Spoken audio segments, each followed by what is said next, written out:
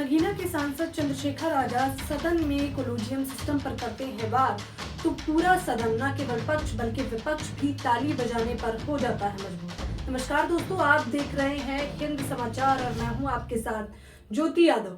6 minute का club Chandrashekhar Azad का viral है, जिसमें वो सीधे तौर पर पूछते हैं कि न्यायपालिका में SC, ST, OBC व अल्पसंख्यकों की संख्या बढ़ाने के लिए सरकार क्या कह रही है। इस भाषण की शुरुआत कहां से हुई थी, सबसे पहले तो आपको वो बता देना चाहेंगे और किस प्रकार से जगदीप धनखड़ इस पूरे विषय पर राज्यसभा में चर्चा करते हैं, जिसमें मल्लिकार्जुन खड़गे भी शामिल होते हैं। तो सबसे पहले चंद्रशेखर आजाद बिना किसी पार्टी विशेष का नाम लिए कहते हैं कि युवा बेरोजगार है, पढ़ा लिखा बेकार है, मिलता ना रोजगार है, ऐसी हमारी सरकार है। चंद्रशेखर आजाद मुस्कुराते हुए ये बात कहते हैं और आगे बढ़ जाते हैं कोलोजियम सिस्टम की ओर। अभी कुछ दिन पहले आपने देखा था दोस्तों कि किस प्रकार से हाई कोर्ट से जस्टिस वर्मा का एक वीडियो क्लिप वायरल हो रहा था, जहां पर ये बताया जा रहा था कि 14 मार्च का ये वीडियो है।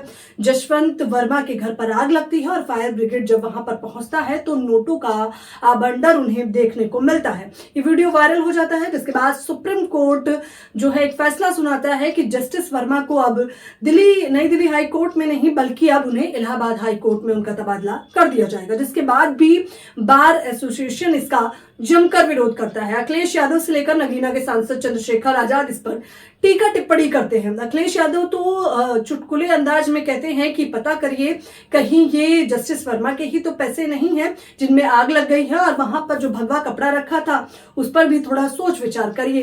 लेकिन नगीना के सांसद चंद्रशेखर आजाद सदन के बाहर एक पोस्टर लेके खड़े हो जाते हैं। वो पोस्टर सीधे तौर पर स्क्रीन पर आपको दिख रहा होगा, जो अब मेन पोस्टर की तरह देखा जा रहा है, जिसपे सीधे तौर पर लिखा है कोलोजियम सिस्टम हटाओ, न्यायिक सेवा आयोग बनाओ। इसमें ANI को दिए हुए इंटरव्यू में चंद्रशेखर आजाद कहते हैं कि एक पहली ग्रेड से लेकर D ग्रेड तक की नौकरी के लिए भी युवाओं को एग्जाम देना पड़ता है। सांसद बनने के लिए भी एग्जाम देना पड़ता है, निगम पार्षद बनने के लिए भी एग्जाम देना पड़ता है, विधायक बनने के लिए भी एग्जाम देना पड़ता है। यानी कि किसी भी पद पर पहुंचने के लिए एक एग्जाम देना पड़ता है, एक तैयारी करनी पड़ती है। लेकिन कोलोजियम सिस्टम में ऐसा नहीं है, न्यायिक पालिका में ऐसा नहीं है। यहाँ पर भाई भतीजावाद चल रहा है। तो मेरी तो अनुरोध है कि यहाँ पर भी इस प्रकार से न्यायिक सेवा आयोग बनाए जाना चाहिए। कम से कम इंटरव्यू नहीं तो एग्जाम तो कराया ही जाना चाहिए। सदन के बाहर ये मुद्दा चंद्रशेखर आजाद ने उठाया था, अब सदन के भीतर भी ये मुद्दा उठाया और उन्होंने न केवल ये मुद्दा उठाया बल्कि ये पूछ लिया कि आखिरकार न्यायपालिका में सरकार को बताना होगा कि SC, ST, OBC माइनॉरिटी के कितने लोग हैं। जिसके बाद सरकार चुप्पी साध लेती है। लेकिन कोलोजियम सिस्टम के इस पूरे मुद्दे को जगदीप धनखड़ उपराष्ट्रपति पकड़ लेते हैं और राज्यसभा में इसकी चर्चाएं तेज हो जाती हैं कि आखिरकार इस प्रकार के जो लोग न्यायपालिका में हैं, जो लोग जस्टिस दे रहे हैं, क्या वो बड़े से बड़ा गुनाह भी करेंगे। तो इस प्रकार से एक जगह से दूसरी जगह तबादला कर देना महज बहुत होता है। सिर्फ जगदीप धनखड़ ही नहीं बल्कि वहां पर मल्लिकार्जुन खड़गे और तमाम विपक्ष के नेता भी मौजूद होते हैं। यानी कि ये मुद्दा यहाँ पर थमने का नाम तो नहीं लेगा।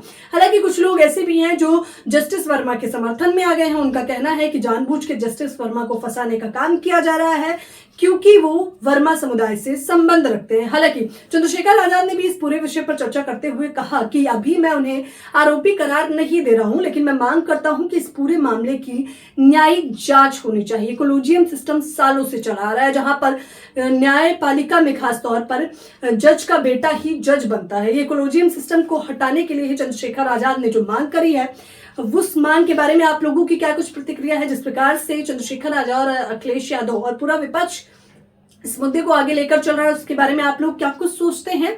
आप लोग मुझे अपनी राय कमेंट बॉक्स में जरूर बताएं। धन्यवाद।